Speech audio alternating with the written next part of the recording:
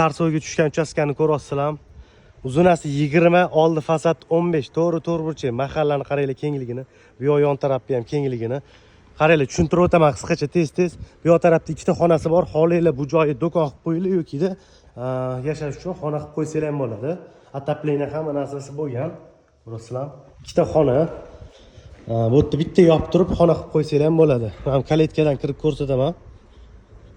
Shuna kirib kelar ekanmiz. Tekis to'g'ri burchak keng kattagina bo'lib turibdi. Tepalari yopiq navesda. Uy egalari o'zi 8 sotix o'rtasidan bo'lib 3 sotigini sotishyapti. Qaranglar, mana shu yerdan turib qoq ko'rsatib beraman. Mana to'g'rida slif turibdi, ko'rasizlar, tarnov.